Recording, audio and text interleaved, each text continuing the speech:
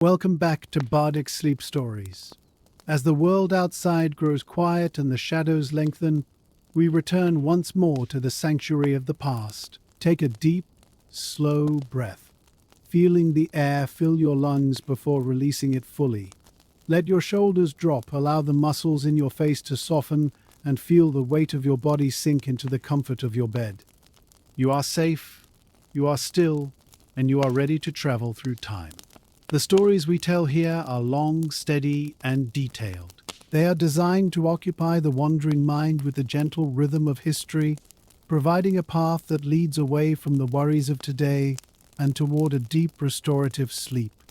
There is no pressure to follow every word or reach the end of the chronicle. Whether you drift away in 5 minutes or 50, the story will remain here, a constant and calming presence in the dark. Tonight, we immerse ourselves in a grand and sprawling narrative. We shall set aside the haste of the modern age to observe the slow turning of the wheel of power, focusing on the textures of life, the echoes of ancient stone, and the quiet legacy of those who came before us. Our journey this evening leads us into the heart of a vast and storied heritage. We begin our exhaustive exploration of how medieval peasants survived the coldest nights. The year is 1348, and the setting is a small, snow-dusted hamlet in the rural heart of England. The sun has long since dipped below the horizon, leaving the sky a canvas of deep bruised indigo.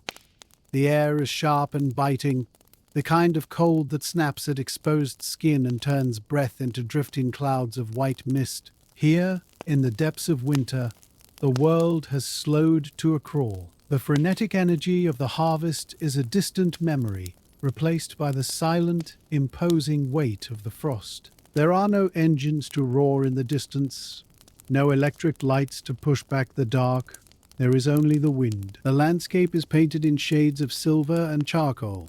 Snow, heavy and wet, clings to the branches of the ancient oak trees that line the edge of the village, their gnarled limbs cast in long skeletal shadows across the white ground. The village itself is a cluster of low, organic shapes, huddled together as if for warmth against the encroaching night. These are not the stone castles of high lords or the soaring cathedrals of bishops, but the humble, earth-bound dwellings of the common folk. As we approach the nearest cottage, the first thing you notice is the roof. It is a thick, shaggy mane of thatch, crafted from layers of water reed or straw, piled high and steep to shed the heavy rains and snows. Over the years, the thatch has turned a soft, mossy grey, blending seamlessly with the winter sky. It acts as a heavy blanket, trapping the precious heat within. The walls are not made of uniform brick, but of wattle and daub, a woven lattice of hazel wood packed tight with a mixture of clay, straw, and animal dung. This primitive concrete has dried to a hardness that rivals stone, yet it retains an organic, textured surface that feels rough and cold to the touch. Tonight the walls are banked high with drifts of snow which the villagers have deliberately piled against the base of the cottage. Far from being a nuisance, this snow acts as an extra layer of insulation, a natural barrier against the biting wind that seeks to find every crack and crevice. There are no glass windows here to reflect the moonlight. Instead, the small openings in the walls are covered with oiled parchment or heavy wooden shutters, pulled tight and barred against the chill.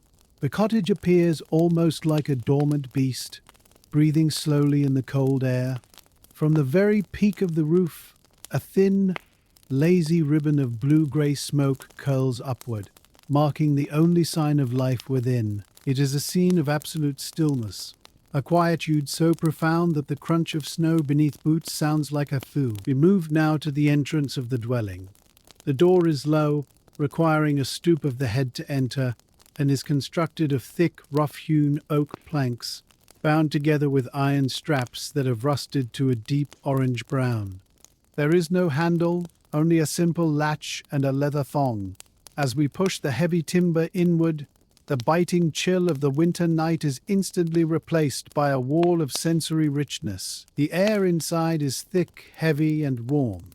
It smells of woodsmoke, primarily, a pervasive, comforting scent that clings to everything. Mixed with the earthy aroma of dried herbs hanging from the rafters, the musk of unwashed wool, and the faint, sweet scent of stored apples. It is dark in here, a sharp contrast to the blue-lit snow outside. The only light comes from the central hearth, a glowing heart in the center of the room. This is not a fireplace tucked neatly into a wall with a chimney, but an open fire pit set directly into the earthen floor. A bed of embers pulses with a soft orange rhythm, occasionally spitting a spark that drifts lazily upward toward the blackened roof beams. The smoke gathers in the rafters above, forming a hazy ceiling that slowly filters out through the small vents in the thatch, but enough remains to lend the room a soft, dreamlike quality. Your eyes adjust slowly to the gloom. Shadows dance on the walls, stretching and contracting with the flickering of the flames. The floor beneath your feet is hard-packed earth, worn smooth by generations of footsteps. In some places it is covered with fresh rushes, dried stems of meadow plants that add a layer of insulation and a fresh, grassy scent to the air. The room is small, perhaps only 30 feet long and 15 feet wide, yet it serves as the entire world for the family that lives here. It is kitchen, bedroom, workshop, and barn, all rolled into one intimate space. The warmth is not uniform. It radiates intensely from the fire, creating a circle of comfort that the family clings to. To the right of the entrance, the space is given over to the human inhabitants. But to the left, beyond a low partition of woven hurdles, the floor dips slightly lower. This is the byre, the indoor stable where the family's most valuable possessions reside. Here, in the dim light, you can make out the shapes of two small, shaggy cows and a handful of sheep. Their breath mists in the air, warmer even than the humans, and the sound of their rhythmic chewing and the occasional soft stomp of a hoof provides a comforting background noise to the evening. Bringing the animals indoors is not merely a matter of protecting them from the wolves or the frost. It is a vital strategy for survival. The body heat generated by these large creatures acts as a living furnace, raising the temperature of the cottage by several crucial degrees. The smell of the animals is present, certainly a mix of hay and manure, but to the medieval nose, it is the smell of safety and wealth. A silent cow is a warm radiator that does not require firewood. The cottage is divided not by walls, but by function. Near the fire, a heavy trestle table stands, its surface scarred by knives and polished by elbows. A few three-legged stools are scattered around it. Along the walls, deep chests made of oak store the family's linens and winter clothes, doubling as benches when needed. Above, the rafters are heavy with stored goods. Nets of onions, bundles of dried sage and thyme, and sides of salted bacon hang in the smoke, curing slowly and staying out of reach of the rats. The smoke that fills the upper reaches of the room acts as a preservative, coating the wood and the food in a protective layer of carbon. It is a cozy, cluttered, and intensely functional space. There is no wasted square foot. Every object has a purpose, and every corner is utilized to sustain life through the lean months. The atmosphere is one of hunkering down, of turning inward away from the vast, indifferent cold of the world outside. The center of the evening activity, and indeed the center of life itself, is the iron cauldron suspended over the fire by a blackened chain. It is heavy, round, and ancient, a vessel that has cooked 10,000 meals. Inside, the evening supper bubbles sluggishly. It is pottage, the eternal staple of the peasant diet. Tonight, it is a thick, grey-brown stew made from dried field peas and beans that have been soaking since morning. To this base, the good wife has added a handful of onions, a few wrinkled carrots dug from the winter store clamp, and a small precious piece of salt pork to lend a savoury depth to the broth. A handful of oats has been thrown in to thicken the mixture, until it can almost stand a spoon upright. The smell is savoury and filling, promising warmth to empty bellies. There are no individual plates. Instead, the family will eat from trenchers, thick slices of stale bread that serve as edible bowls. or dip their wooden spoons directly into the common vessel. The rhythm of the evening is dictated by this meal. The father, his face weathered and lined by years of working the fields, sits closest to the fire, whittling a new tooth for a rake with a small knife. The mother moves efficiently between the table and the hearth, stirring the pot and checking the heat. Children, bundled in layers of wool that make them look like small, round bears, sit on the rush-covered floor, playing a quiet game with knucklebones. There is little conversation. Energy is precious in the winter, and the silence is companionable rather than heavy. They are waiting for the pottage to finish, for that moment when the hot, thick stew will drive the chill from their bones. Outside, the wind begins to howl, rattling the wooden shutters, but inside, the fire holds its ground. The contrast between the deadly cold, just inches away, and the safety of the hearth creates a profound sense of gratitude. This simple meal, this small fire, this crowded room, these are the victories of survival. They are enough. The meal begins without ceremony, a quiet transition from the waiting to the eating. The pottage is ladled out with a large wooden scoop, the thick liquid steaming vigorously in the cool air of the room. It lands heavy and hot onto the trenches of stale bread, softening the hard crusts instantly. The bread, baked perhaps 4 days ago, acts as a sponge, absorbing the savory juices of the stew. For the peasant, nothing is wasted. The bowl itself is eventually consumed, heavy with the flavor of the meal. As the family eats, the only sounds are the scraping of wooden spoons against wood and the soft intake of breath as they sip the hot broth. The taste is simple but deeply satisfying. The dried peas provide a creamy, starchy texture that coats the tongue, while the onions offer a sharp sweetness that cuts through the heaviness. The salt pork, though scant, has dissolved almost entirely, infusing every spoonful with a rich, fatty salinity that signals to the body that it is being nourished. This is fuel for the internal furnace. With every swallow, a radiant heat spreads from the stomach outward, reaching the cold tips of fingers and toes. The act of eating is slow and deliberate. They do not rush, for the meal is the highlight of the day, a respite from the labor and the cold. The firelight catches the rising steam, turning it into swirling pillars of gold that vanish into the shadows of the roof. Even the animals seem to respect this time, their chewing slowing to a meditative rhythm. The father pauses occasionally to slice a piece of hard cheese with his belt knife, handing small wedges to the children. It is sharp and crumbly, a stark contrast to the soft pottage. As the level of the stew drops, the bread trenches become sodden and heavy. Finally, they are lifted and eaten, warm and dripping with the last of the broth. It is a meal born of scarcity, yet in this frozen moment, with the wind battering the walls outside and the fire crackling within, it feels like a feast fit for a king. With the meal finished and the wooden bowl scraped clean, the evening settles into a quiet, productive rhythm. There is no idle time in a medieval winter. The darkness lasts for 14 hours or more, and these hours must be used. However, the work changes character. It becomes smaller, more intimate, suited to the dim light and the seated posture. The primary source of illumination, apart from the glowing hearth, is the rushlight. It is a humble device, merely the pith of a rush plant that has been stripped, dried, and dipped in melted animal fat or grease. Clamped in a simple iron holder, it burns with a small, sputtering yellow flame. It does not give off the bright, steady light of a beeswax candle. Such luxury is for the church and the manor, but rather a smoky, wavering glow that barely pushes back the shadows. Within this circle of weak light, the mother begins to spin.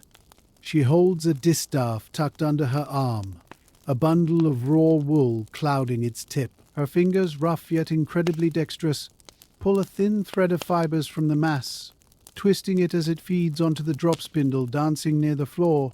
The motion is hypnotic. Pull, twist, drop, wind. The hum of the spindle is a low, constant vibration in the room. The wool is oily with natural lanolin, smelling faintly of the sheep in the byre. Across the fire, The father works on mending a leather harness. He uses an awl to punch holes in the stiff, cold leather, sewing it with a waxed linen thread. The work is slow and requires patience, his eyes narrowing as he leans close to the fire to see his stitches. The children, their bellies full, engage in calmer tasks, perhaps shelling dried beans into a basket or combing out tangled wool for their mother. The atmosphere is one of shared industry. They are a single unit, working in silence or speaking in low murmurs, their hands busy while the storm outside attempts to dismantle the world. As the embers in the hearth burn down to a deep, pulsing red, the time for sleep approaches. The transition to bed is not a matter of changing into light, comfortable pajamas. In this era, staying warm is the only priority, and removing clothing is an invitation to the freeze. The family wears layers of linen and wool throughout the day, and many of these layers remain on their bodies at night. The base layer is a linen shift or chemise, soft against the skin, which traps a layer of warm air near the body. Over this, they wear tunics of coarse, heavy wool. The wool is scratchy and thick, dyed in dull browns or grays with natural plant dyes, but its insulating properties are miraculous. It retains heat even when damp, a necessary feature in a drafty cottage. For sleep, the outer boots are removed, revealing thick woolen hose that cover the legs and feet. These are often darned and patched, precious protection against the cold earth floor. To prepare for bed, they might loosen a belt or untie a lace to allow for better circulation, but the bulk of the clothing remains. They also wear close-fitting linen coifs or woolen hoods on their heads. A tremendous amount of body heat is lost through the head, and in a room where the temperature might drop to near freezing by dawn, a nightcap is a survival tool, not a fashion statement. The sensation of the clothing is heavy and encompassing. There is no feeling of light, airy freedom. Instead, there is the comforting weight of the fabric, a constant embrace. The smell of wood smoke has permeated every thread of their garments, so they carry the scent of the fire with them into the dark. They are swaddled against the night, their bodies turned into self-contained vessels of warmth. The distinction between daywear and nightwear is blurred, dictated entirely by the merciless thermometer of the English winter. The sleeping arrangements themselves are communal, a literal pile of humanity designed to maximize warmth. There are no private bedrooms or individual cots. In the corner of the room, furthest from the drafty door and close to the residual heat of the hearth, lies the family bed. It is a large, raised wooden frame strung with ropes to provide a bit of spring. On top of this sits the mattress, which is in reality a large sack made of ticking a strong, tightly woven linen fabric. This sack is stuffed with whatever soft material is available, mostly clean straw, but perhaps mixed with dried heather, bracken, or even husks of grain. Every night, the mattress must be pummeled and shaken to redistribute the stuffing and break up the lumpy knots that form under the weight of bodies. Over this mattress lies a bottomed sheet of coarse linen, cold to the touch initially but quick to warm. The coverings are heavy and plentiful. There are blankets woven from rough felted wool, dense enough to block a gale. On top of the blankets, for added weight and warmth, lay the skins of animals. Sheepskins with the fleece still attached, or perhaps an old worn cloak spread out to serve a final purpose. The entire family sleeps here together. The parents take the outer edges or the head of the bed, while the children are packed into the middle like loaves of bread in an oven. This bundling is essential. A single person sleeping alone would struggle to maintain body temperature, but 4 or 5 bodies pressed together create a powerful pocket of heat that can withstand the coldest drop in temperature. It is a tangled, cozy confusion of limbs and wool. They sleep head to toe or curled like spoons, instinctively shifting during the night to maintain contact. The bed is a fortress, a soft, sinking island of safety in the sea of the dark room. The final ritual of the night is the curfew. The word itself comes from the old French phrase, couvre-feu, meaning cover the fire. To leave an open fire burning unattended while sleeping is a deadly risk in a house built of straw and wood. The father takes a metal cover or simply uses an iron shovel to bank the ashes over the glowing coals. He does not extinguish them completely. Starting a fire from scratch with flint and steel in the frozen morning is a tedious, miserable task. Instead, he buries the heat, ensuring the embers will slumber beneath the grey ash, ready to be coaxed back to life at dawn. As the fire is covered, the light in the room dies instantly. The darkness is absolute. It is not the light-polluted grey of a modern city night. It is a heavy velvet blackness that presses against the eyes. The visual world vanishes, leaving only sound and touch. You can hear the wind whistling through the thatch, searching for a way in. You hear the settling of the wooden beams, creaking as they contract in the cooling air. From the byre end of the cottage comes the soft, rhythmic chewing of the cows, and the occasional rustle of straw as a sheep shifts its weight. These sounds are comforting, a reminder that life continues in the dark. Under the heavy wool blankets, the air warms up rapidly, smelling of sleep and linen. The family breathes in unison, a slow, steady cadence. The cold creates a natural drowsiness, a hibernation instinct that takes over the mind. Thoughts of the harvest, the taxes, and the hard labor of tomorrow drift away, replaced by the immediate sensory pleasure of warmth. The world has shrunk to the size of this bed, this room, this moment. Outside, the frost deepens, turning the village into a crystalline statue. But here, beneath the covers, the flame of life is guarded, safe until the return of the sun. The night has truly begun. As the hours of the night stretch out, the cottage settles into a deep, heavy silence known as the dead of night. In the medieval world, this is not merely a figure of speech, but a tangible state of being. The silence is not empty. It is a thick velvet blanket that covers the world, muffling the sharp edges of reality. Under the pile of sheepskins and wool, the sleepers enter the phase known as the dead sleep, or the first sleep. Their breathing deepens, slowing to a rhythm that mimics the slow pulse of the winter earth outside.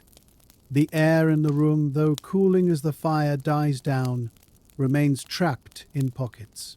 The heat generated by the huddled bodies creates a microclimate beneath the covers that is tropical compared to the freezing air just inches away.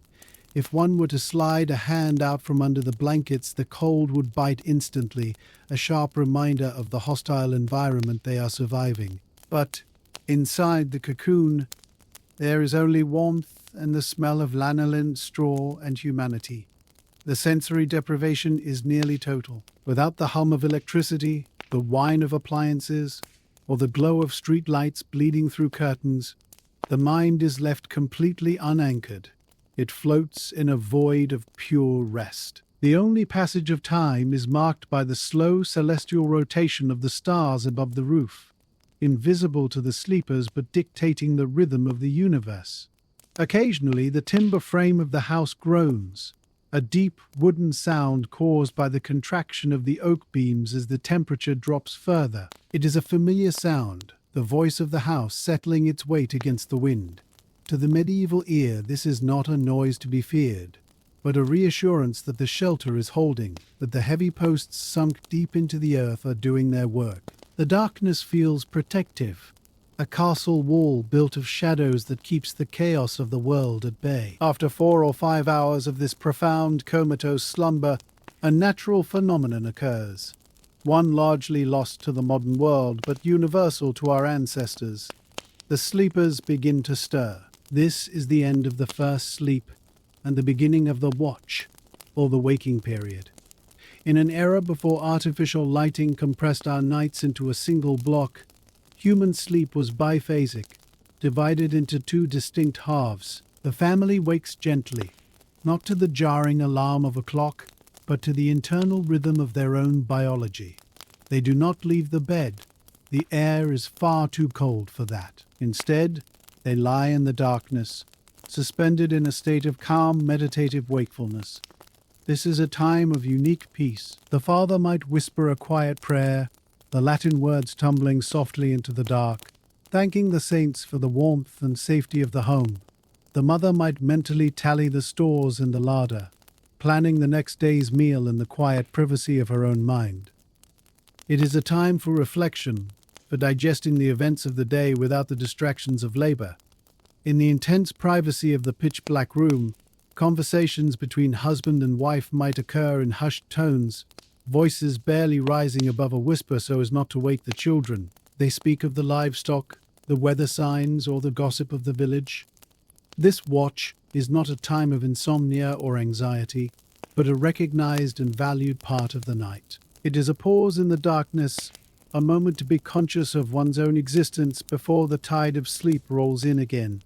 Sometimes, if the cold is particularly biting, the father might reluctantly slide from the warmth to check the fire, using an iron rod to prod the ash-covered embers, ensuring the red heart of the heat has not been extinguished. The glow momentarily illuminates the room in a flash of deep red, revealing the sleeping faces of the children and the steam rising from the cattle in the byre before he covers it once more and dives back into the sanctuary of the bed. While the humans drift in and out of consciousness, the other inhabitants of the longhouse maintain their own steady vigil. We must turn our attention to the byre, the section of the cottage separated only by a low wooden screen or a drop in the floor level. Here, in the darkness, the true engines of the home are at work. The cows, large and placid, are lying down in their straw bedding. Their digestion is a constant, exothermic process, as their forestomachs work to break down the hay and dried grasses they consumed earlier. Their massive bodies radiate a significant amount of heat.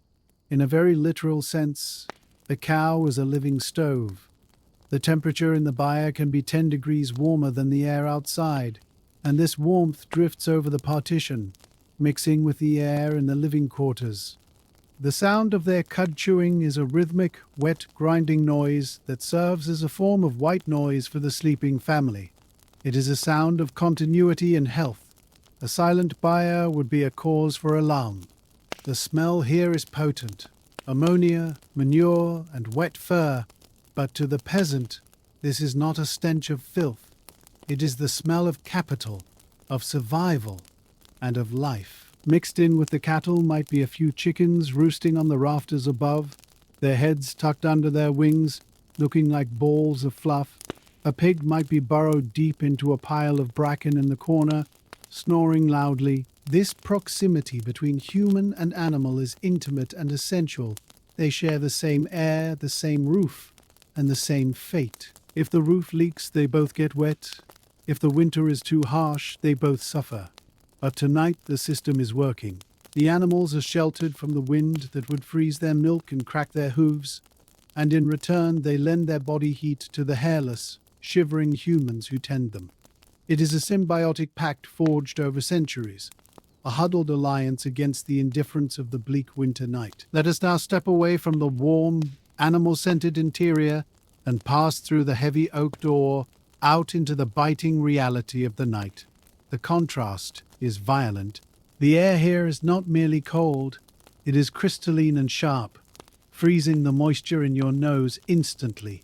The wind has died down, leaving a silence so profound it feels like a vacuum. The sky is a vast, terrifying dome of black, scattered with stars that burn with a hard, icy brilliance.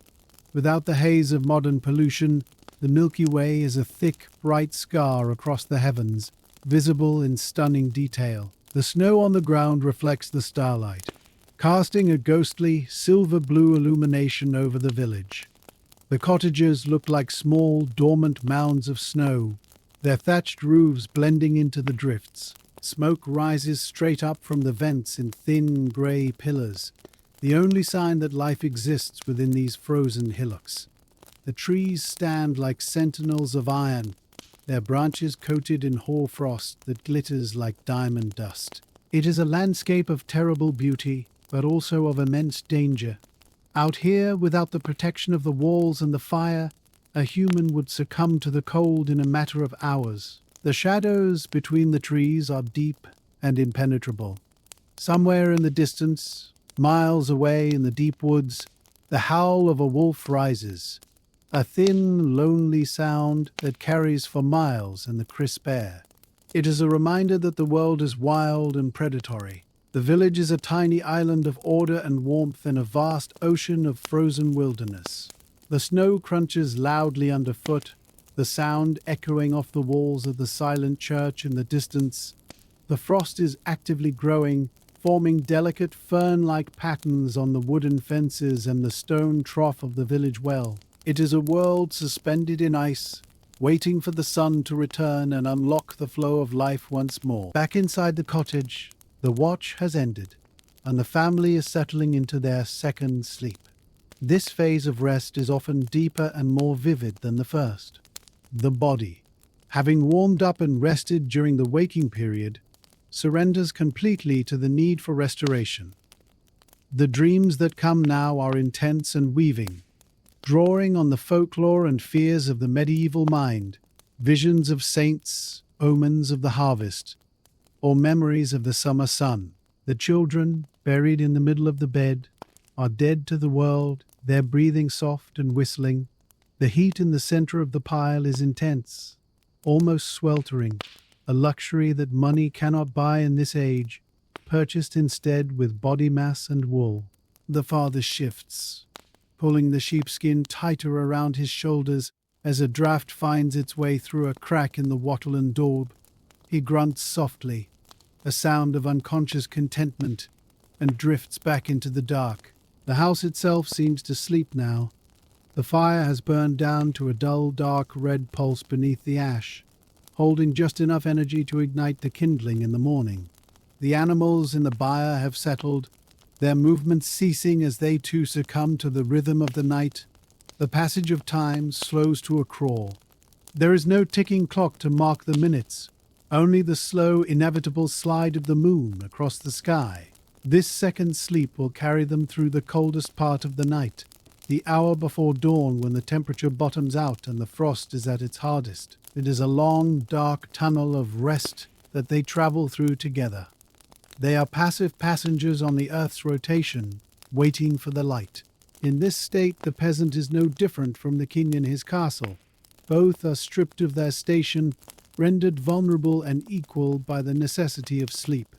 The cottage holds them in its wooden embrace, a silent vessel sailing through the ocean of the winter night. The night has now reached its absolute nadir, the deepest and most silent point before the first hint of dawn. This is the hour of the wolf, the time when the temperature drops to its lowest possible degree. Inside the cottage, the battle between the residual heat of the hearth and the encroaching frost reaches a critical juncture. The fire, buried deep beneath its blanket of grey ash, sends out no more radiant warmth, only a faint, stubborn memory of heat. The coal begins to reclaim the room. It seeps through the thatch, slides down the rough wattle walls, and settles on the floor like an invisible fog.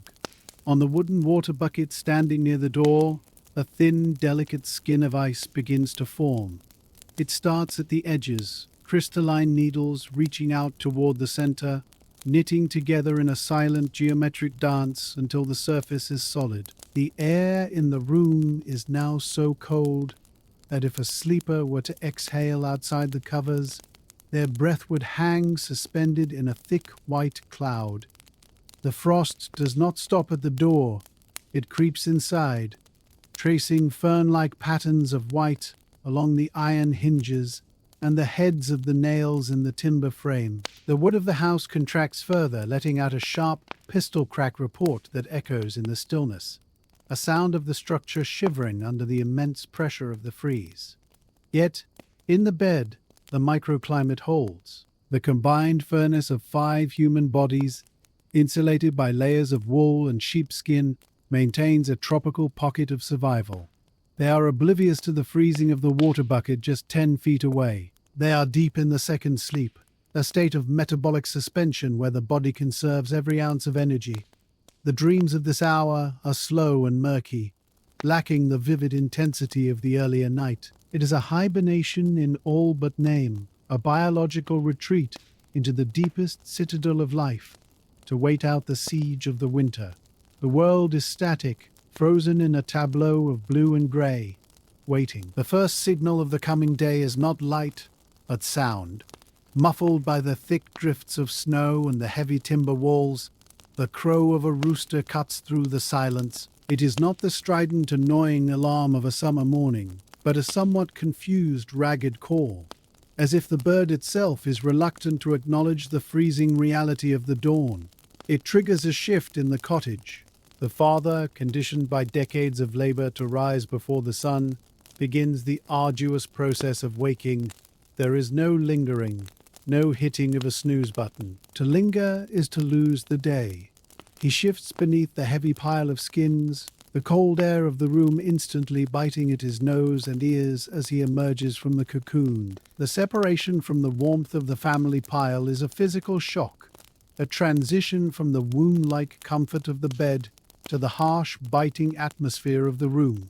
He moves slowly, careful not to dislodge the coverings from the children, sealing the gap he leaves behind to preserve their warmth. His feet find the floor, the rushes are cold, but the wool hose he slept in provide a layer of protection.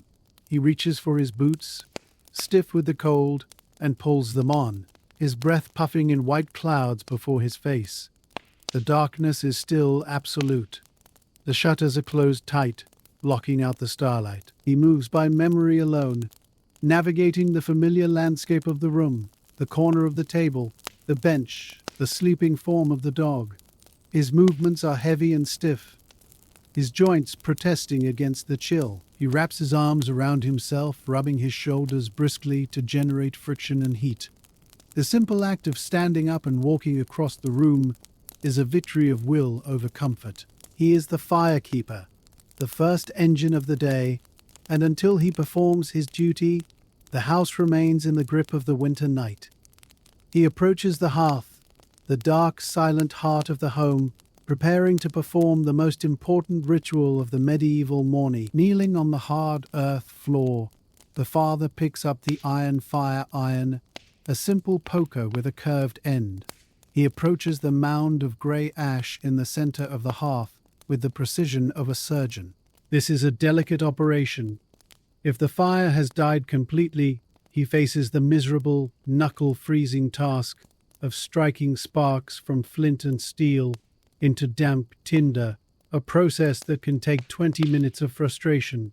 But if he has banked it correctly the night before, the seed of fire remains.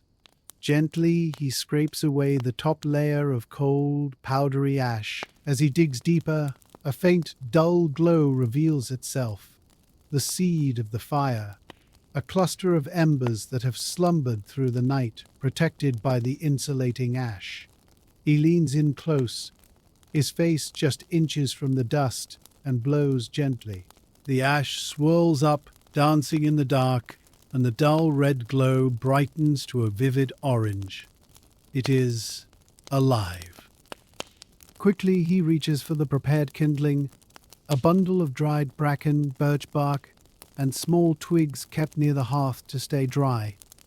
He places a handful of the driest material directly onto the glowing embers and blows again. A long, steady stream of air. The smoke rises first, thick and white, smelling of burnt wood, before a small, tentative tongue of yellow flame licks upward. The sound of the crackle is the most welcome noise in the world. It signifies safety, warmth, and the continuation of civilization. He feeds the small flame with slightly larger sticks, nursing it until it is strong enough to accept a log. The light returns to the room, not as the harsh glare of the sun, but as a soft, dancing golden glow that pushes the shadows back into the corners. The frost on the water bucket glimmers in the new light. The temperature does not rise instantly, but the psychological effect is immediate. The monster of the cold has been held at bay for another day. The hearth is awake, and with it, the soul of the house returns. With the fire crackling steadily and the first waves of warmth beginning to radiate outward, the father turns his attention to the second source of heat and life, the byre. He steps over the low partition into the animal quarters. The air here is pungent and noticeably warmer than the main room, thick with the humidity of animal breath. The cows are already awake, shifting their bulk in the straw, their large dark eyes catching the flicker of the firelight from across the room. They low softly, a deep, resonant sound of greeting and expectation. It is time for the morning milking. He grabs a wooden bucket and a three-legged stool, settling himself against the warm flank of the nearest cow. The contact with the animal is comforting. She is a large, living radiator, her body temperature significantly higher than his own. As he begins to milk, the rhythmic swish hiss of the milk hitting the wooden bucket creates a steady metronomic sound that fills the quiet morning. The milk is warm, frothing in the pail, releasing a sweet, creamy scent that mixes with the earthier smells of the stable. This is not just a chore, it is an intimate exchange. He checks the animals for signs of illness or distress, running his hand over their coats, checking their hooves. In the winter, the health of the livestock is synonymous with the survival of the family. A sick cow means no milk, no cheese, and potentially no plow animal for the spring. The sheep, huddled in the corner, bleat softly, their wool coats thick and heavy. He tosses them a forkful of hay from the store, the dry, grassy smell of summer meadows briefly filling the air. This time in the byre is solitary and peaceful. The rest of the family is still asleep, the village outside is still dark, and for these few minutes it is just the man and his beasts, existing in a symbiotic loop of care and warmth. The bucket fills, a frothy white treasure that will provide the morning sustenance, warm and rich with fat, ready to be turned into cheese or drunk straight to ward off the chill. By the time the milking is finished and the bucket is set aside, the world outside has begun to change. The absolute black of the night is dissolving into a deep, bruising shade of indigo, which slowly lightens to a cold, hard grey. The sun has not yet breached the horizon, but its approach is heralded by a subtle shift in the atmosphere.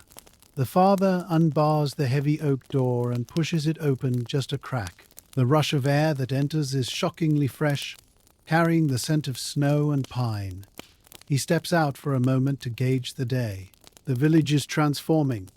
From the surrounding cottages, thin pillars of smoke are beginning to rise, straight and true in the windless air, joining the grey sky. It is a visual roll call. Each column of smoke signifies a neighbour who has survived the night, a hearth that has been successfully rekindled.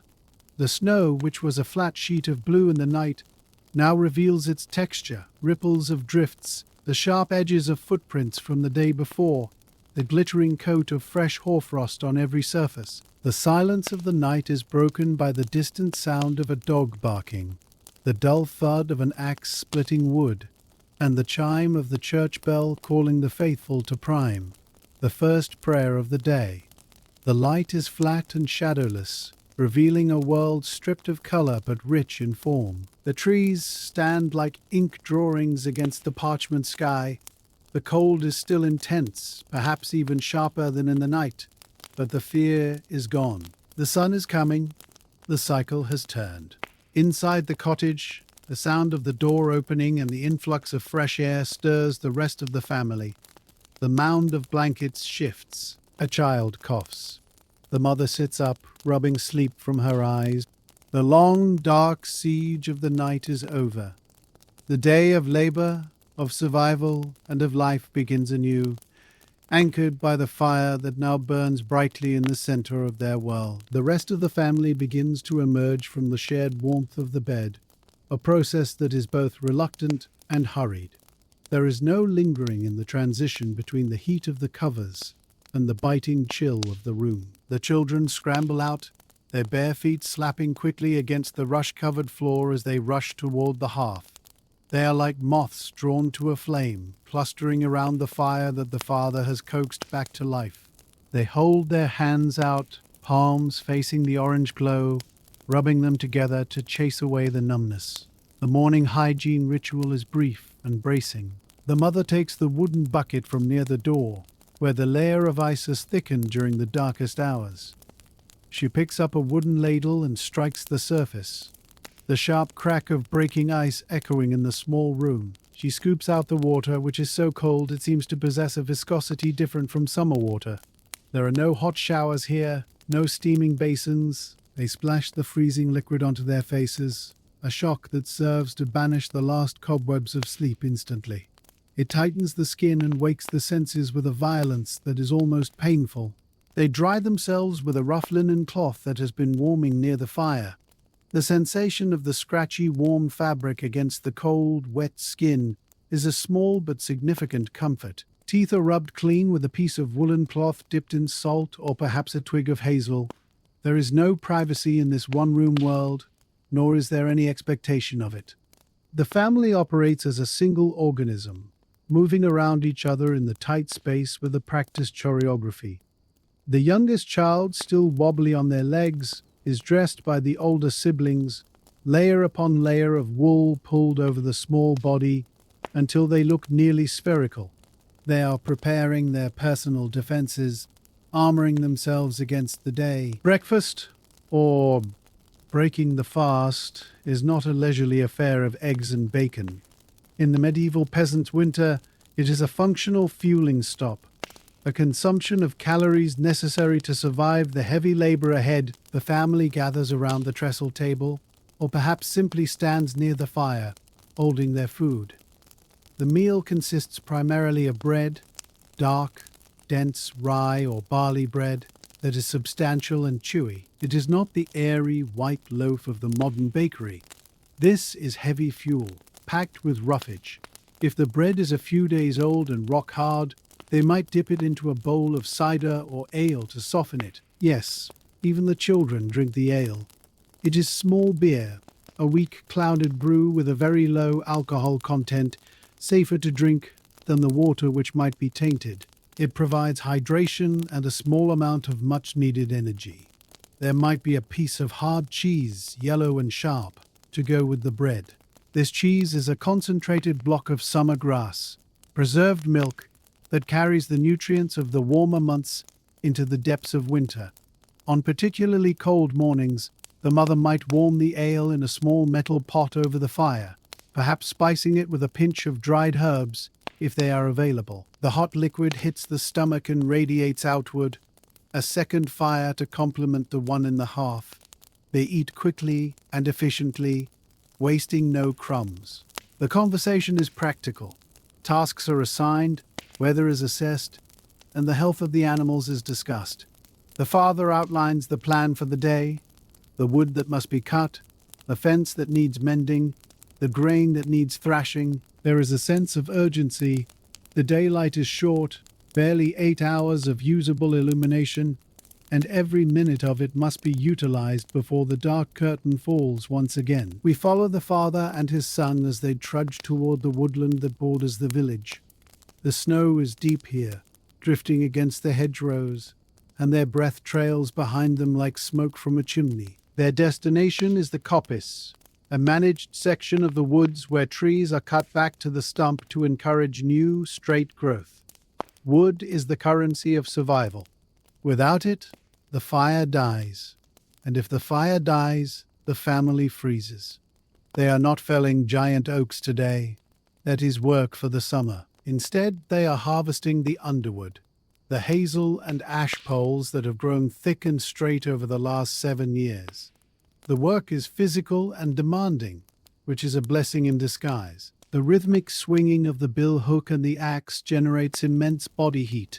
Within 20 minutes, despite the freezing air, the father feels a bead of sweat trickle down his back.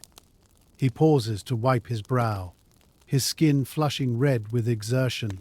The sound of the chopping is sharp and loud in the quiet woods. Thwack, thwack, crack. The frozen wood is hard, ringing like iron when struck. They work systematically, cutting the poles, stripping the side branches for kindling, and bundling the wood into faggots tied with twisted willow withies. These bundles are heavy, smelling of raw green sap and cold bark. They load them onto a small hand-drawn sled or simply carry them on their backs, bent double under the weight. The cold is a constant adversary. If they stop moving for too long, the sweat on their skin will cool and freeze, leading to a dangerous chill. So they keep a steady pace, a rhythm of labor that has been passed down for generations. The pile of wood back at the cottage is never big enough. The fire is a hungry beast that must be fed every hour. Every stick gathered here is a promise of warmth for the coming night. Back within the cottage, the work is no less vital, though it is contained within the walls. The mother and the daughters are the guardians of the interior environment. Their primary task is maintaining the thermal integrity of the home. The mother moves around the perimeter of the room, her hand hovering over the walls, feeling for drafts. The wattle and daub, though strong, can crack in the severe frost.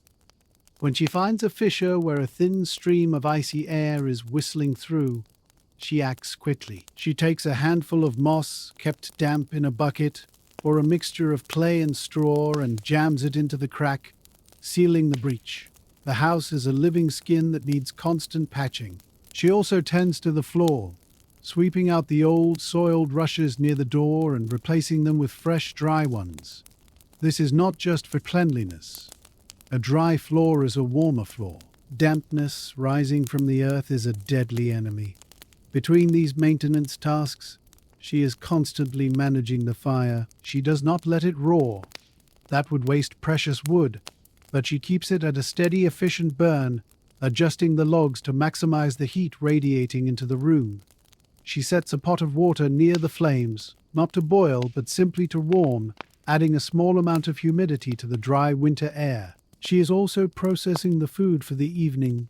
Perhaps she is grinding grain in a quernstone, a monotonous circular motion that takes hours but produces the flour for their bread. The sound of the stone grinding, grind, scrape, grind, is the heartbeat of the afternoon. The children are put to work sorting dried beans, picking out the stones and shriveled ones. It is a scene of domestic industry, focused entirely on the preservation of heat and the preparation of sustenance. The cottage is a fortress against the winter, and the mother is its commander, ensuring that the defenses hold for another day. In the corner of the cottage, furthest from the fire where the air remains cool and still, lies the family's treasury. It is not filled with gold or silver, but with something far more valuable in the depths of winter: preserved calories. The mother moves to check these stores, a daily ritual of inventory and anxiety. She lifts the lid of a heavy wooden chest, revealing a mound of dry sand. Buried within this sand like hidden gems are carrots, parsnips, and turnips.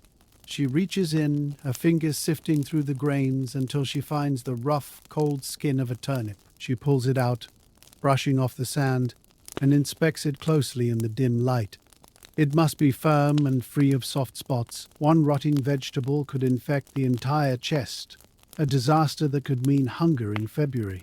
Satisfied, she buries it again. Above her, hanging from the blackened rafters, are sides of bacon and ham, cured with salt and smoked for weeks. The exterior of the meat is hard and dark, almost like wood, protected by a rind that insects cannot penetrate. She checks the hooks, ensuring the weight is secure. Salt is the great preserver, the magic mineral that halts decay and allows the abundance of the autumn slaughter to stretch into the barren months. On a high shelf, out of reach of the mice, sit jars of honey, dense, crystallized sweetness that acts as both food and medicine for a sore throat. There are also bags of dried apples, sliced into rings and shriveled like leather, retaining a tart concentration of summer sunshine. This corner of the room smells different from the rest. It smells of earth, brine, and dust. It is a smell of security. To the medieval mind, a full larder is the best defense against the cold, for they know instinctively that a well-fed body burns hotter and endures longer than a hungry one. Every onion, every dried bean, every strip of salted beef is a battery of heat waiting to be unlocked. While the food is the fuel, the clothing is the insulation, and the production of textiles is a never-ending labor of the winter months. Near the hearth, the grandmother, or perhaps an elder daughter, sits with a pair of carding combs. These are flat wooden paddles studded with rows of iron nails. She takes a handful of raw sheep's wool, tangled, greasy, and filled with bits of straw, and places it between the combs. With a rhythmic scritch-scratch sound, she pulls the paddles against each other, combing the fibers until they are aligned and smooth. The wool is not washed perfectly clean. The natural lanolin oil is left in the fibers intentionally. This oil makes the wool water-resistant and windproof, a natural Gore-Tex for the peasantry. Once carded, the wool is spun into yarn, a task that occupies every spare moment of the female members of the household. But the creation of the fabric is even more intensive. In the corner stands a warp-weighted loom, a vertical frame where threads hang down, kept taut by loom weights made of stone or fired clay. The weaver passes the shuttle back and forth, over and under, creating a dense, heavy cloth. They are not making fine silk or delicate linen here. They are making vadmal, a coarse, thick woolen fabric that is virtually indestructible. The rhythm of the loom, the clack of the shuttle and the thud of the beater packing the threads tight is a constant percussion in the afternoon. This cloth will become the new tunics, the new cloaks, and the new blankets for next winter. They are literally weaving their survival. The tactile sensation of the wool is rough and scratchy, but to their fingers it feels like life. Every inch of cloth produced is a barrier against the wind, a tangible layer of protection that they have manufactured with their own hands from the resources of their own land. Outside, the brief pale arc of the sun begins to dip toward the horizon. It is only 4 o'clock in the afternoon, but the light is already failing, draining away into a bruised purple twilight. The gloaming, as it is called, brings a sudden drop in temperature. The air turns from merely cold to dangerously frigid. The men in the woods sense this shift. They stop their chopping, gathering up their tools and the last of the wood bundles. The return journey is a race against the true dark. They trudge back through the snow, their breath coming in heavy plumes. The village ahead is a cluster of dark silhouettes against the fading sky, marked only by the sparks rising from the chimneys. As they reach the cottage, the father kicks the snow from his boots against the doorframe. Thud, thud, thud, a signal to those inside. The door opens, and they stumble in, bringing with them a gust of freezing air that swirls around the room before being swallowed by the warmth. The physical sensation of entering the cottage is intense. The heat hits them like a physical wall, causing their skin to tingle and prickle as the blood rushes back to the surface. The smell of the stew, the smoke, and the unwashed wool is overwhelming and wonderful. They drop the heavy bundles of wood near the hearth with a clatter, the frozen timber sounding like stone. There is a palpable sense of relief. They have made it back. They have successfully scavenged another day's worth of heat from the forest. The door is slammed shut and bolted instantly. The transition is complete. The outside world, with its wolves and its frost, is once again locked out. They strip off their outer cloaks, which are stiff with cold, and hang them near the fire to dry. Steam begins to rise from the damp wool, adding a humid, wet dog scent to the air. The family is reunited, the unit is whole, and the fortress is secure for the night. With the family safely inside, the focus turns to securing the perimeter. The father goes to the window openings. He checks the shutters, ensuring the wooden panels fit vaguely into the frames.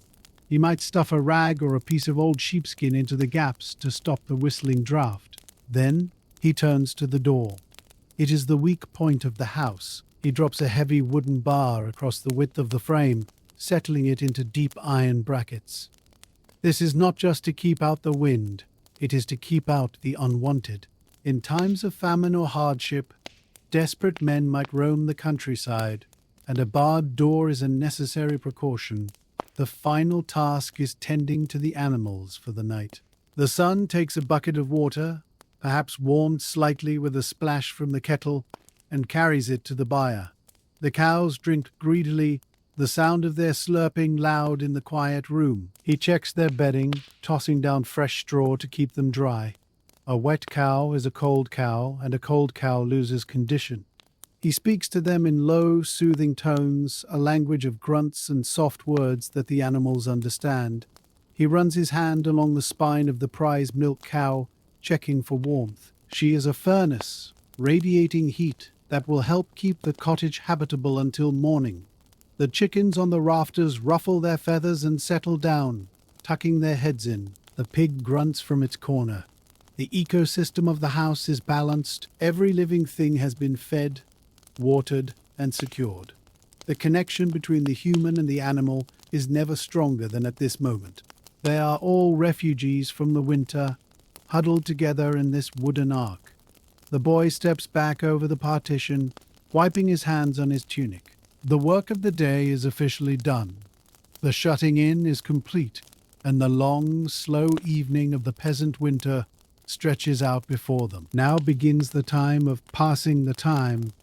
The evening meal is hours away, or perhaps already eaten, and the darkness outside is total. The cottage is lit only by the fire and perhaps a single rushlight, creating a sphere of illumination that barely reaches the walls.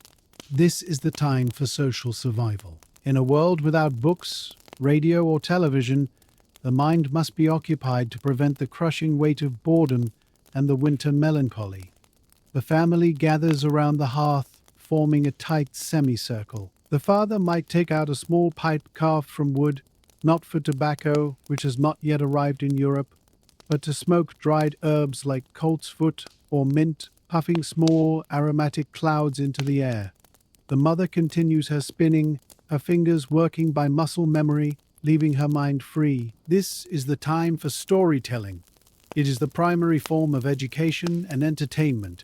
The grandfather, if he lives with them, might clear his throat and begin a tale. It could be a retelling of a Bible story, vividly embellished with local details, making the deserts of Judea sound suspiciously like the English countryside. Or it might be a local legend, a ghost story about the black shuck, the demon dog that haunts the crossroads, or a tale of the fairy folk who live in the hollow hills. The children listen with wide eyes, the flickering firelight making the shadows in the corners jump and twist, acting out the monsters in the story. These stories serve a purpose. They teach moral lessons, explain the unexplainable, and bind the family together in a shared history. They also sing simple, repetitive folk songs, their voices blending in harmony, filling the small room with sound. The act of singing together releases tension and creates a vibration of warmth that seems to linger in the air. This mental warmth is just as crucial as the physical heat of the fire. It keeps the spirit intact through the dark, endless months of grey skies and freezing mud. As the evening deepens, the focus of the room shifts to smaller, more intimate diversions. On a flat section of the beaten earth floor, or perhaps on a smooth piece of wood kept specifically for this purpose, the children and the father engage in a game of 9 men's Morris. The board is not a polished commercial product. It is a simple grid of 3 concentric squares connected by lines, scratched into the wood with a knife tip or drawn in the dirt with a finger. The playing pieces are equally humble. One player uses small, smooth pebbles gathered from the riverbed in summer. Their surface is cool and grey.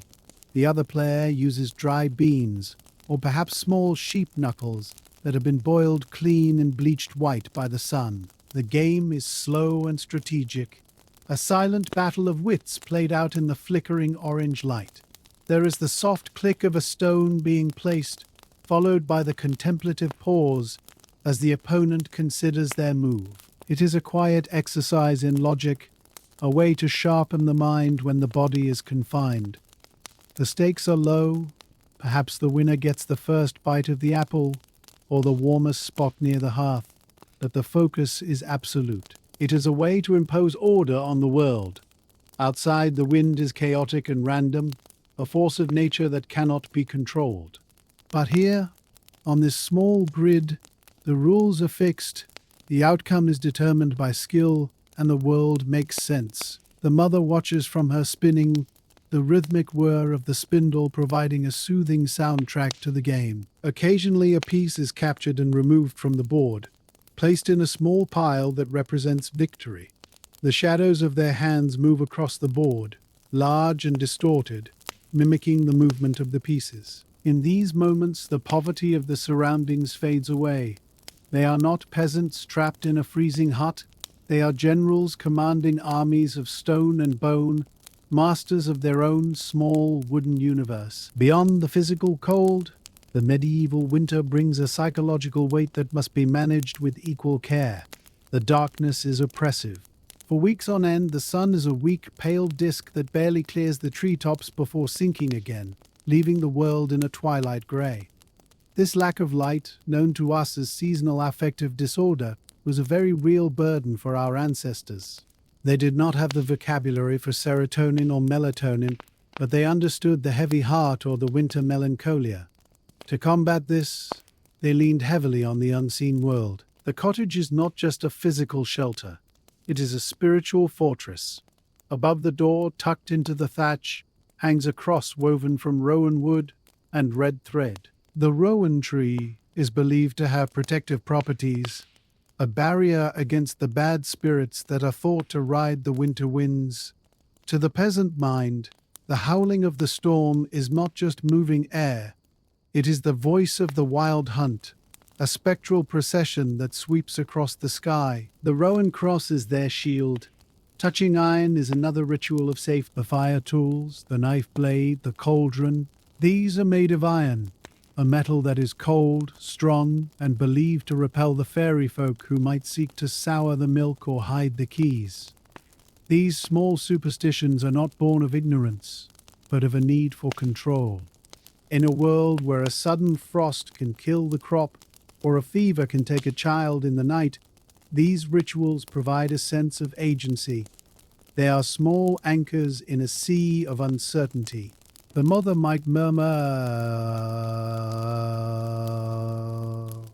a specific blessing as she banks the fire, a mix of Latin prayer and local folklore, ensuring the flames will wake in the morning.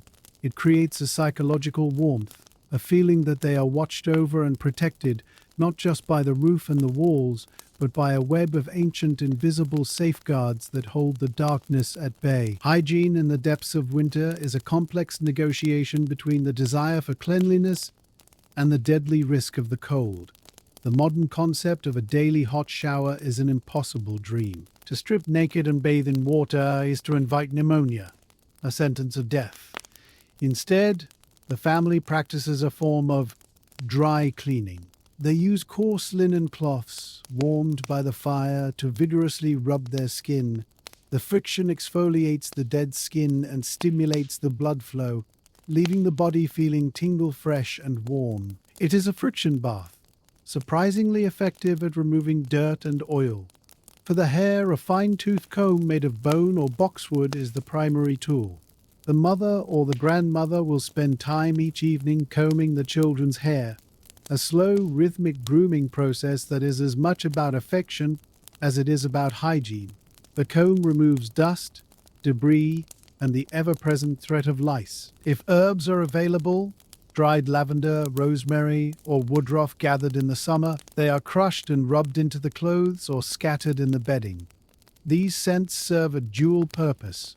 They mask the smell of woodsmoke and unwashed wool, and they act as a mild deterrent to fleas. The family does not smell like modern sterile soap. They smell of the environment. They carry the scent of the oak fire, the lanolin of the sheep, the dried herbs, and the earth. It is a dense, organic aroma that signals home. Cleanliness is focused on the visible. The hands and the face are washed daily with the icy water from the bucket, but the core of the body remains swaddled in its protective layers. To be clean is good, but to be warm is vital.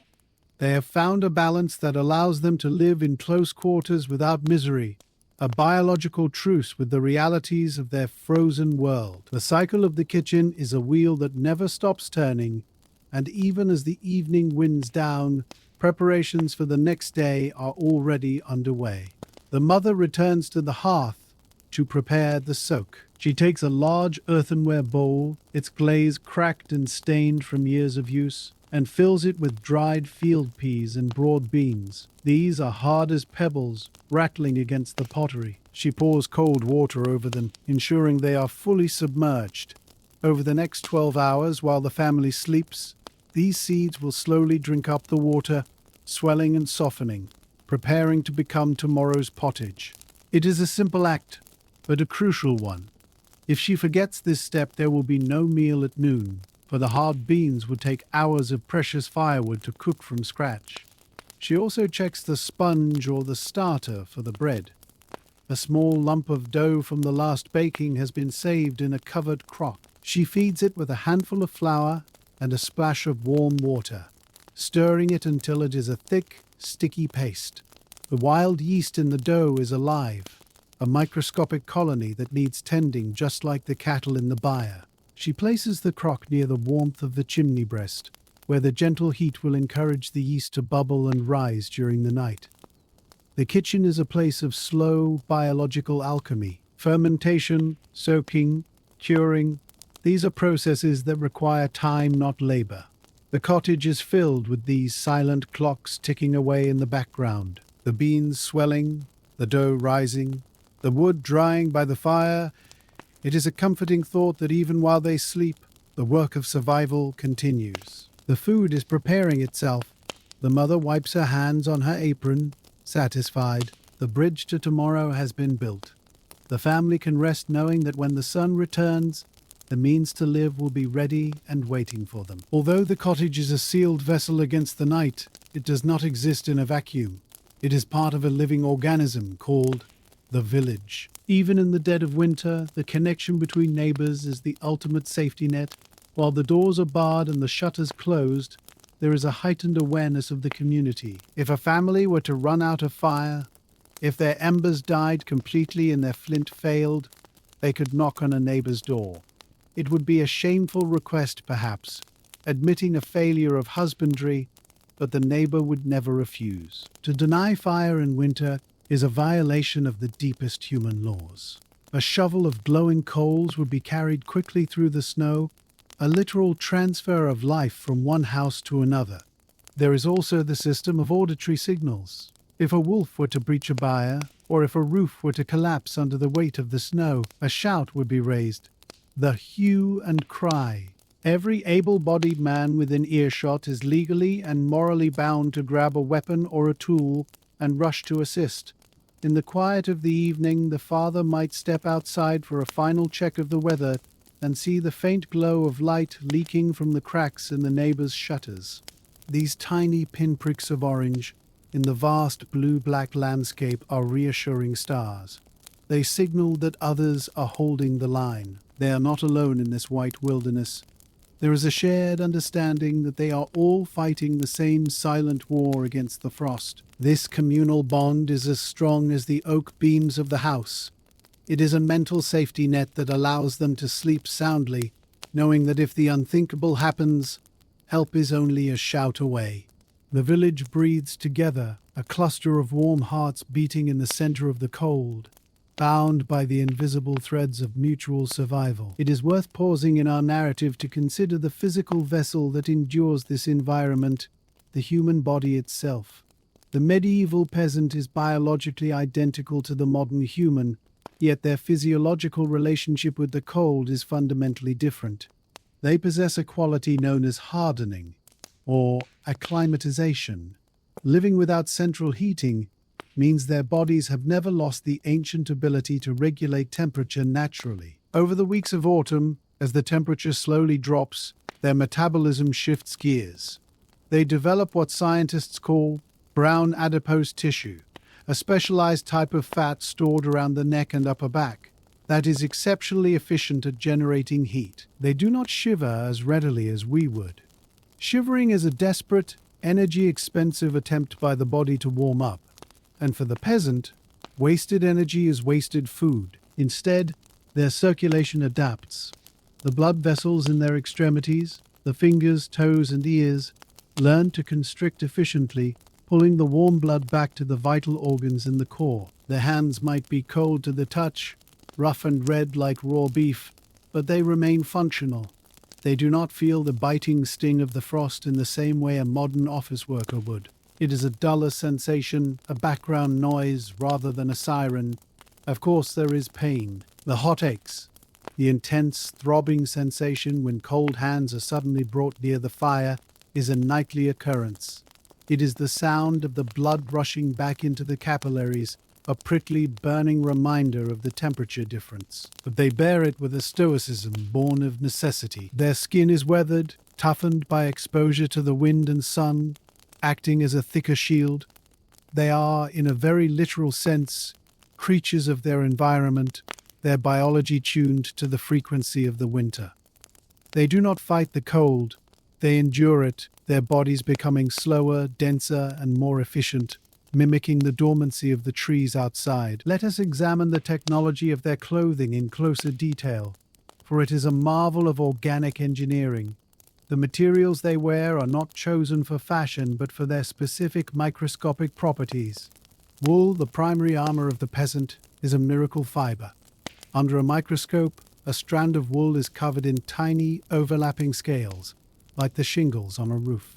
These scales trap air, and air is the best insulator in the world. Even more importantly, wool is hygroscopic. It can absorb up to 30% of its own weight in water without feeling wet to the touch. In a damp, snowy climate, this is a lifesaver.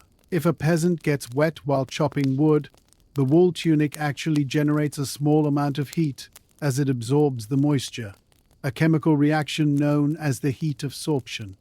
Beneath the wool lies the linen shift. Linen, made from the fibers of the flax plant, is smooth and conductive. It wicks sweat away from the skin, moving it to the outer layers where it can evaporate. This prevents the deadly clamminess that freezes the body when activity stops. The layering system they use, the onion principle, allows them to regulate their temperature with precision. If they are working hard and overheating, they can untie the neck of the tunic or loosen the belt to create a chimney effect, letting the hot air escape.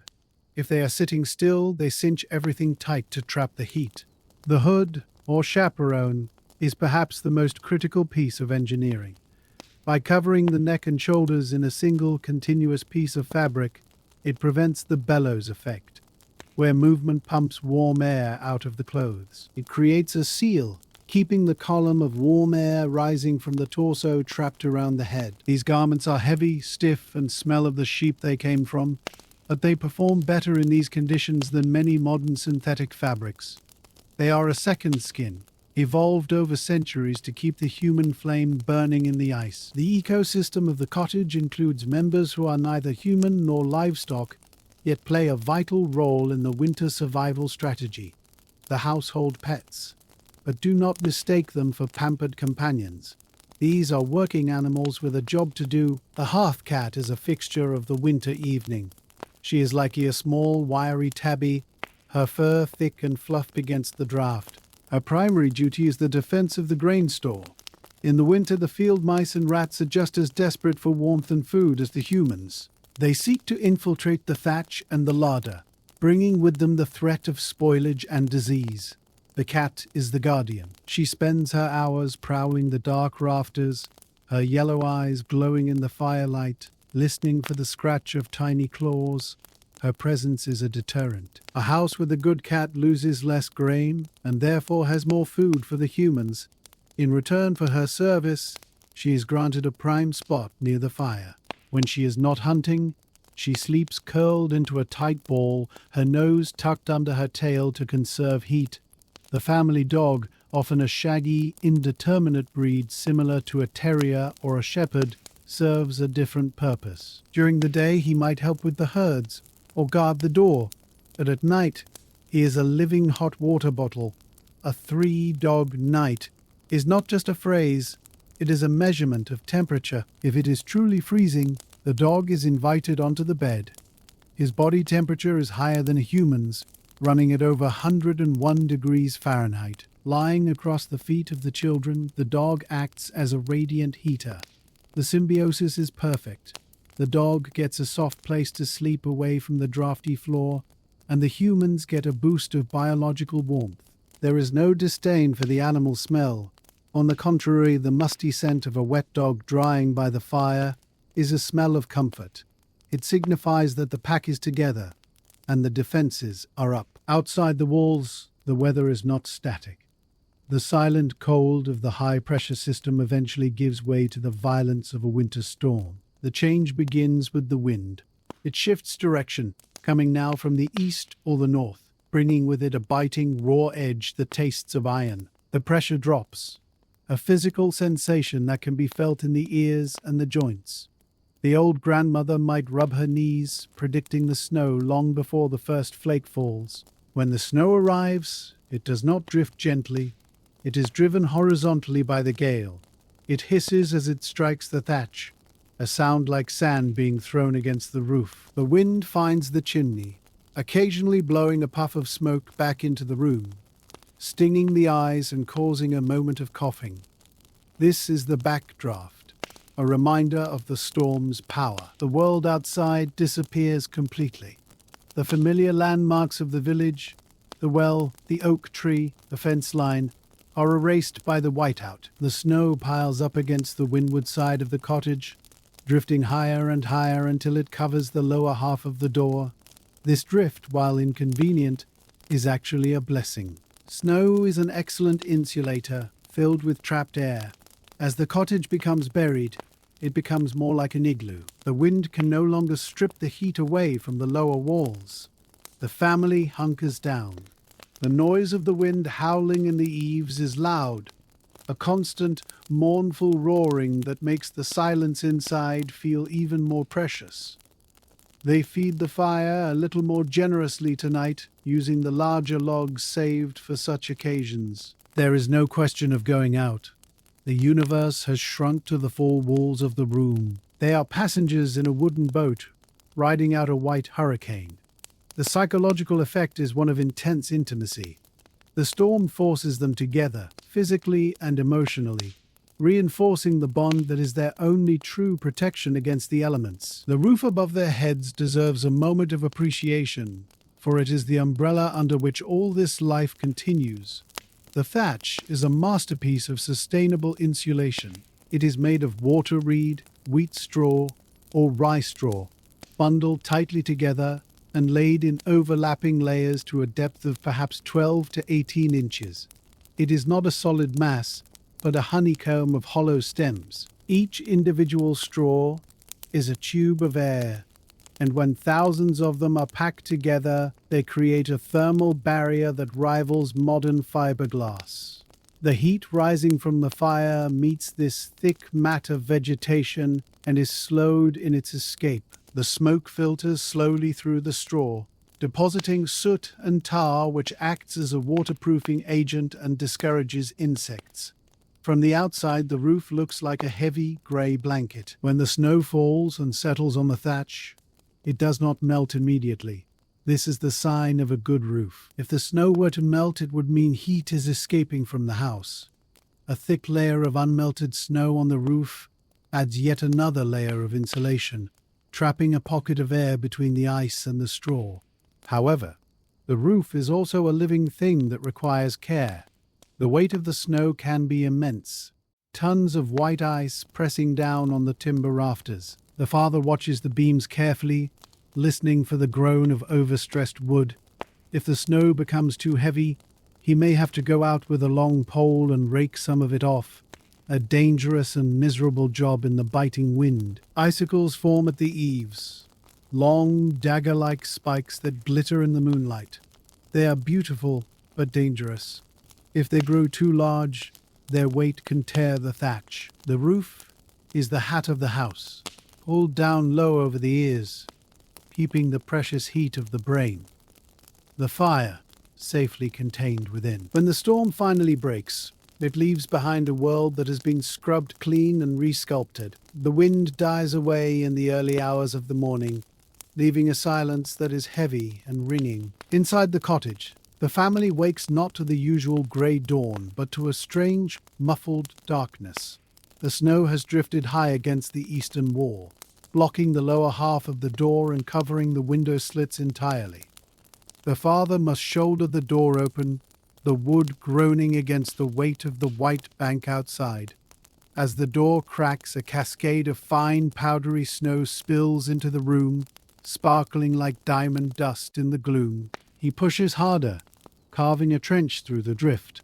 The light that floods in is blinding.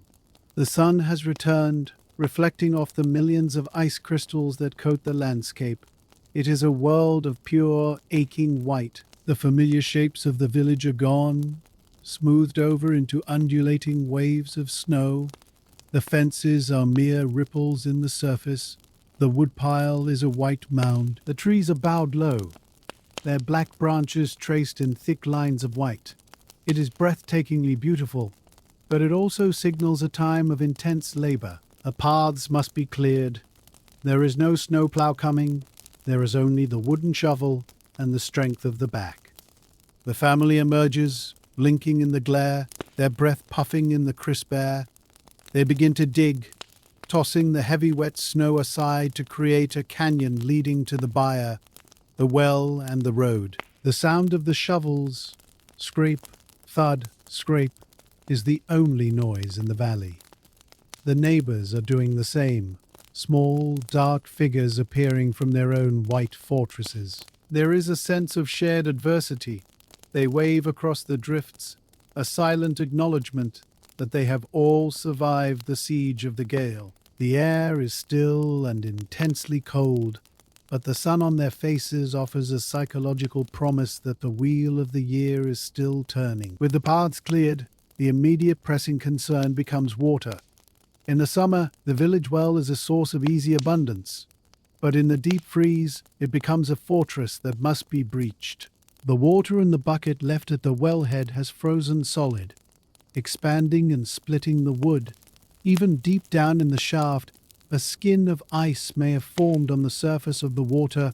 The father lowers the heavy iron-bound bucket, listening for the splash. If he hears the dull thud of wood hitting ice, he must drop a heavy stone on a rope to shatter the crust before he can draw water. If the well is frozen too thick, or if the mechanism is iced over, they must turn to the river or the stream. This is a treacherous task. The banks are slippery with mud and ice, and a fall into the freezing water could be fatal, not from drowning, but from the shock and the hypothermia that follows. They approach the water's edge with extreme caution. The edges of the stream are frozen into jagged shelves of white ice, but in the center, the dark water still flows, moving too fast to freeze. They must chop a hole in the ice near the bank or reach out with a long pole to dip the bucket. The water they haul up is terrifyingly cold, numbing the fingers instantly. It sloshes over the rim of the bucket, freezing on the leather of their boots as they walk. Carrying 2 full pails of water, weighing perhaps 40 pounds each, back up the slippery, snow-covered path to the cottage is a feat of balance and endurance. They do not melt snow for water if they can avoid it. Snow is mostly air. It takes a tremendous volume of snow to produce a small cup of water, and melting it requires precious firewood. Fuel is too valuable to waste on a task that can be accomplished with muscle. So they walk, carrying the lifeblood of the house in wooden buckets, their shoulders aching, their breath trailing behind them like steam engines. The mention of fuel brings us to the tyranny of the woodpile. In the corner of the yard, or stacked against the side of the house under the eaves, lies the family's energy reserve. It is watched with the eyes of a hawk. Every log thrown onto the fire is a calculation. Is it cold enough to warrant this? Can we last another hour with just the embers? The father knows exactly how much wood is left. He can see the stack shrinking day by day, a visual countdown to the end of winter. If the supply runs low, they cannot simply order more. They must go out into the frozen woods to scavenge. This is known as hooking, or snapwood, pulling down dead branches that are caught in the canopy, or gathering fallen limbs from the snow. They look for standing dead wood, trees that have died but remain upright, as this wood is drier than what lies on the wet ground. In some regions, where wood is scarce, they rely on alternative fuels. Peat, dug from the bog in summer and dried into brick-hard sods, burns with a slow, steady heat and a distinctive aromatic smoke, or they might burn dried animal dung. In the summer, the children collect the cow pats from the pasture, plastering them onto the sunny walls of the cottage to dry. By winter, they are odorless discs of fiber that burn hot and fast. It is a humble fuel, but it saves the timber. Inside the cottage, the fire management is an art form. They do not burn the logs whole, they split them to increase the surface area, creating a hotter, faster fire for cooking, or bank them with ash to create a slow, smoldering heat for the night. To run out of fuel in February is the ultimate disaster, a failure of planning that leaves the family exposed to the raw malice of the frost. Thus, the woodpile is treated with reverence, each log a precious unit of survival. Living in a sealed wooden box with an open fire brings its own set of physical challenges, most notably the smoke. While the thatch allows some smoke to filter out and the door provides a draft, the reality is that the upper third of the room is often a permanent haze of blue-grey smog. The family lives in the clear air zone near the floor, but they are constantly breathing in particulate matter. This leads to the hearth cough, a chronic winter ailment that affects nearly everyone. Their eyes are often red-rimmed and watery, stinging from the acrid fumes of burning oak or peat. They have adapted to this, moving low and squinting instinctively, but it takes a toll. To combat the respiratory irritation, the mother prepares herbal steams. She tosses a handful of dried coltsfoot, mullein, or hyssop onto the hot stones of the hearth. These herbs release volatile oils that fill the room with a medicinal vapor. The family breathes it in deeply, the moist, scented air soothing their dry throats and loosening the congestion in their chests. It is a primitive nebulizer. They also drink hot infusions of horehound and honey, a thick, bitter syrup that coats the throat. The honey is precious, kept in a small jar for exactly this purpose, not for sweetening tea, but for healing. The smoke has one benefit, however. It sterilizes the air. In a time before germ theory, the fumigating effect of the wood smoke helps to keep airborne diseases at bay, reducing the spread of infections in the crowded space. It also preserves the timber of the roof, hardening the straw and the beams against rot and insects. The cottage smells of this cure, a deep, resinous scent of soot and herbs that permeates their hair, their clothes, and their skin. They are, in a sense, smoked like the ham hanging in the rafters, preserved and hardened by the very atmosphere that sustains them. As the winter drags on, the cold begins to attack the body in specific, nagging ways. The most common complaint is chilblains, painful, itchy, red swellings on the fingers and toes caused by the repeated constriction and dilation of the small blood vessels. When the peasant comes in from the freezing snow and warms their hands too quickly by the fire, the blood rushes back into the cold tissue, causing inflammation. The itch is maddening, a burning sensation that makes it impossible to sit still. To treat this, they use folk remedies passed down through generations. They might rub the affected area with goose grease or a salve made of lard and onions, believing the oil protects the skin and the onion draws out the heat. Some even resort to rubbing the chilblains with snow, a counterintuitive measure meant to stimulate circulation without the shock of heat. The skin on their hands and faces becomes chapped and cracked, the dry winter air sucking the moisture from the epidermis. The cracks can be deep and painful, prone to infection. They seal these fissures with beeswax or animal tallow, working the grease into the rough skin to create a waterproof barrier. Their feet, encased in damp leather boots and wool for months, grow pale and soft, requiring constant drying near the fire to prevent trench foot. Yet, despite these ailments, their bodies are incredibly resilient. They do not have the luxury of taking a sick day for dry skin or a cough. They endure the discomfort as a background noise of life. The grandmother might sit by the fire, massaging her aching joints, the rheumatism that flares up in the damp cold, with a liniment of oil and wintergreen.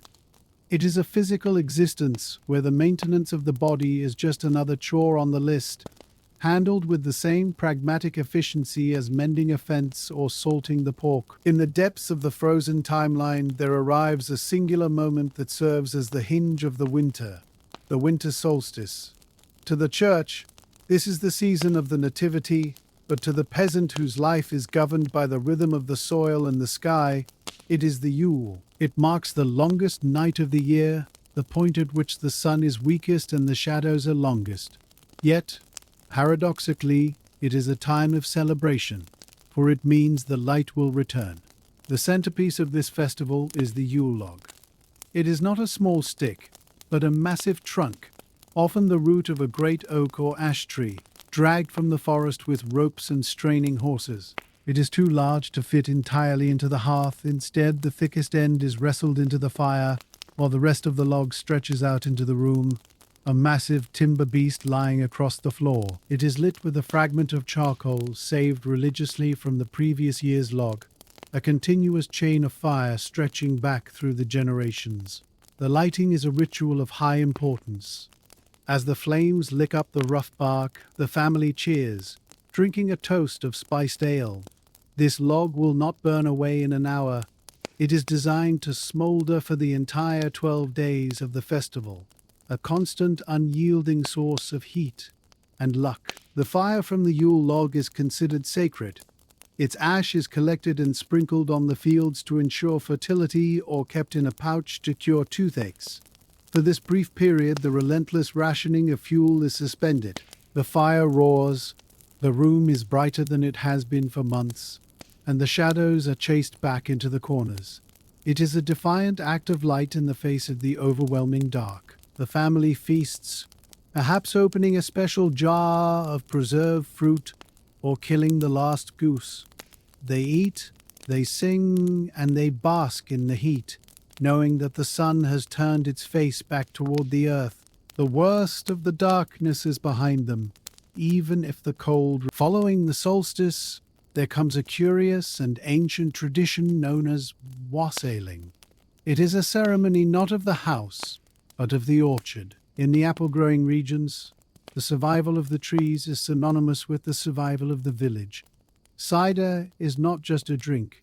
It is a stored currency of calories and vitamins, safe water, and joy. On the appointed night, usually in January, the villagers bundle themselves in their thickest furs and gather in the orchard. The trees stand like skeletal sculptures in the snow, their twisted branches silent and bare. The procession carries torches, streaks of fire moving through the blue night.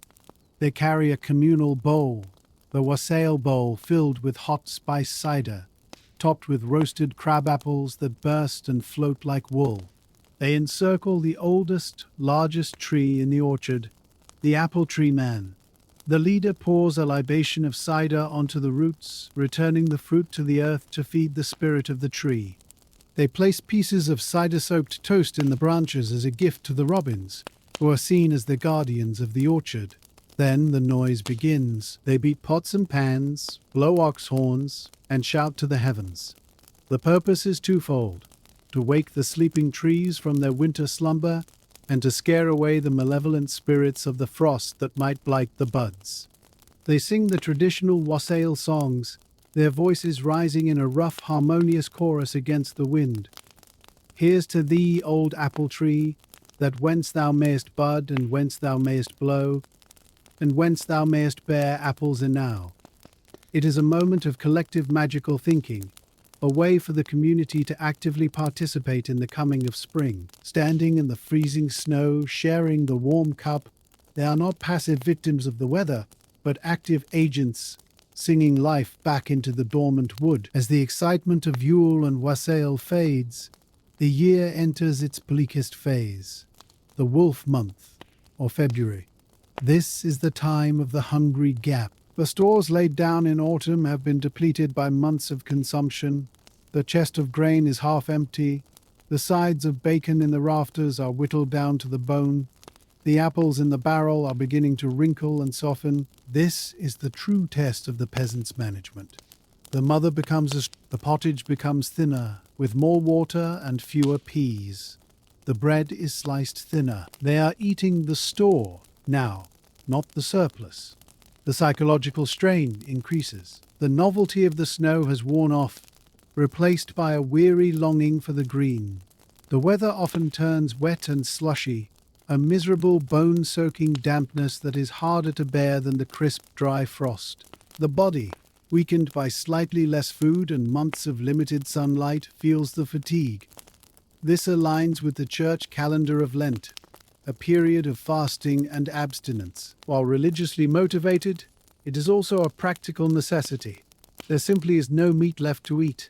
The livestock, too, are suffering. The hay in the loft is running low, and the cattle are thin, their ribs showing through their winter coats. The father watches them anxiously, counting the days until the first grass appears. He might cut branches of ivy or holly, evergreens that hold their leaves, to feed the sheep, a desperate measure to keep their rumens working. The silence in the cottage is heavier now. The storytelling and games lessen as energy is conserved. They are in the final stretch of the marathon, running on reserves. It is a time of quiet endurance, of waiting with grit and patience for the great wheel of the seasons to finally click over into the promise of growth. Yet even in this time of scarcity, idleness is the enemy. The dead time of late winter is the golden hour for manufacture and repair. The cottage transforms into a workshop. The father brings the plowshare inside, the heavy iron tip of the plow. He inspects it by the firelight, sharpening the edge with a whetstone. Scritch, scritch, scritch, until it gleams. He checks the wooden handles, perhaps carving a new grip from a piece of seasoned ash, smoothing it with a piece of sandstone until it fits his palm perfectly. The harness leather is oiled and stitched, every buckle checked for weakness. If the gear fails in the rush of spring planting, the crop fails. The children are tasked with making baskets. They use willow withies that were cut in the autumn and soaked in water to make them pliable. Their small fingers weave the rods in and out, creating strong, flexible containers for the harvest to come. The grandfather might sit in the corner carving wooden spoons, bowls, or platters from blocks of beech or sycamore. The floor is covered in wood shavings, curling blonde ribbons that smell of fresh sap, a bright, clean scent that cuts through the smoky air. The mother patches the clothes, turning worn collars, darning the heels of hose, ensuring the family is decent. This work is meditative. It focuses the mind on the future. Every basket woven, every tool sharpened is a physical investment in the spring. It is an act of hope. They are not just surviving the winter, they are preparing to conquer the summer. The sound of the knife on wood, the rustle of the willow, the snap of the needle, these are the sounds of a household that refuses to be defeated by the cold. They are building the infrastructure of their lives while the storm rages outside, turning the prison of the winter cottage into a factory of future prosperity. And then, one day, the sound of the world changes. For months, the acoustic landscape has been defined by the whistle of the wind and the crunch of dry snow. But one morning, a new sound emerges. The drip. It starts as a slow, rhythmic plip, plip, plip from the eaves. As the icicles begin to weep, the sun feels different, not just a bright light, but a source of genuine warmth that penetrates the heavy wool tunic. The hard iron ground begins to soften. This is the thaw. It is a messy, chaotic event.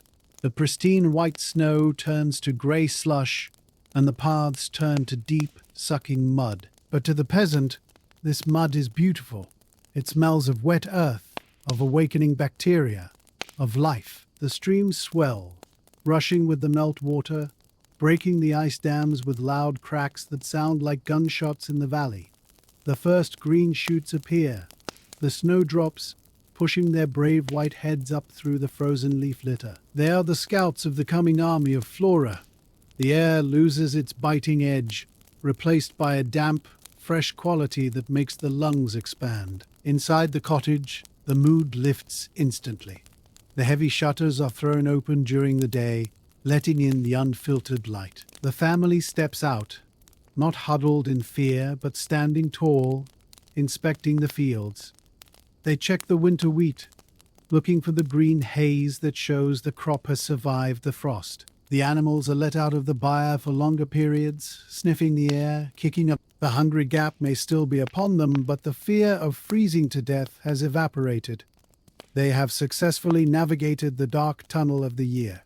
The fire in the hearth is no longer the only source of heat.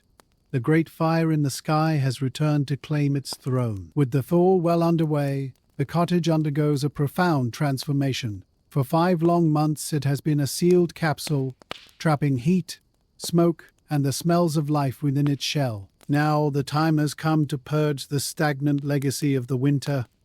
This is the origin of the spring cleaning, a ritual that is not about tidiness, but about health and renewal. The mother and daughters open every shutter and door, pinning them back to allow the wind to sweep through the room.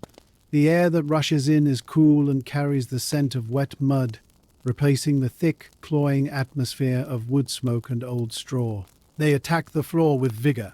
The deep litter of rushes, now trampled and soiled, is shoveled out completely. It is carried to the midden heap, a heavy, sodden mass that will eventually fertilize the garden.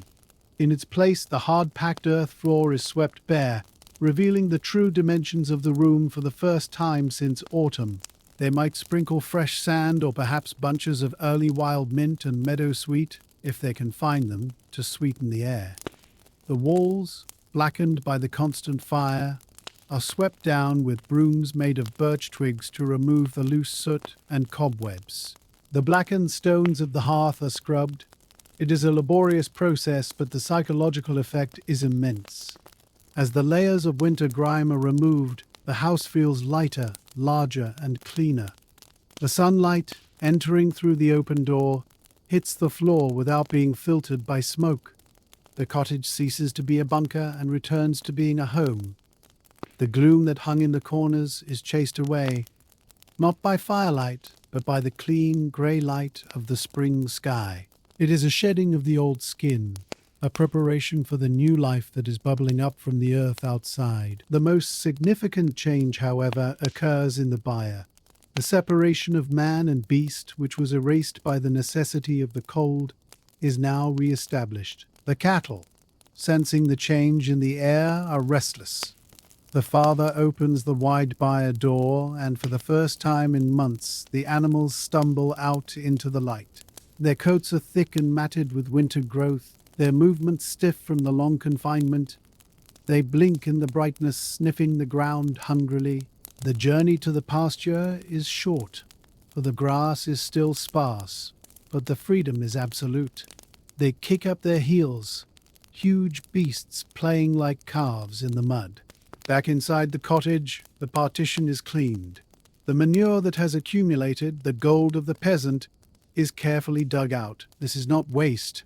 It is the most valuable substance the family owns. It is rich in nitrogen and nutrients, the condensed power of the hay meadows stored over the winter. The father and son cart it out to the fields, spreading it over the waiting soil. This is the closing of the loop. The grass that fed the cows in the winter now returns to the earth to feed the grain that will sustain the humans. With the animals gone, the cottage becomes quiet. The rhythmic chewing and the heavy breathing that formed the soundtrack of the winter nights are replaced by the singing of birds in the thatch. The air in the room changes quality instantly, becoming drier and fresher. The family has reclaimed their space. The intimacy of the interspecies huddle is over, replaced by the distinct boundaries of the agricultural year. The house feels strangely empty at first, a void where the warm bodies used to be. But it is an emptiness that signifies safety. They no longer need the cows to keep them warm. The sun has taken up that burden. The inhabitants of the cottage undergo their own physical renaissance. The heavy layered armor of wool that has swaddled them since November is slowly peeled away. The thick felted cloaks are hung up, brushed clean of mud, and stored in the cedar chests, not to be seen again until the first frost of October. The sensation of removing these weights is one of incredible lightness. To walk across the yard without 5 pounds of wool on one's back feels like flying.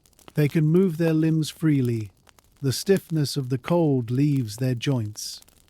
Hygiene, too, shifts from the dry friction of winter to the abundance of water. The river, though still bone-achingly cold, is now accessible. The younger men might dare to plunge in, washing away the accumulated smoke and oil of the confinement. It is a shock to the system, a violent awakening that leaves the skin red and tingling, but the feeling of true cleanliness is a luxury they have missed. The women might heat larger cauldrons of water over the fire, now that fuel is less critical, to wash their hair thoroughly, rinsing out the ash and the dust. Their skin, pale and pasty from the lack of sun, begins to take on color as they spend their days outdoors. The chronic coughs and the red eyes of the smoke sickness begin to fade as they breathe the clean spring air. They stretch their bodies, working the stiffness out of their muscles. The diet changes as well. The spring tonic, a broth made from the first nettles and dandelion greens, is consumed eagerly. These bitter greens are packed with vitamins, flushing the system and waking up the digestion after months of heavy bread and salted meat. It is a biological reset. The body uncoils from its defensive posture, opening up to the world once again, ready for the heavy labor of the sowing season. As the physical work of spring begins, there is a moment of collective reflection within the village. The community has survived. They gather at the church or the village green, not for a formal festival, but for the simple act of seeing one another in the daylight. They count the heads. In the harsh winter, not everyone makes it.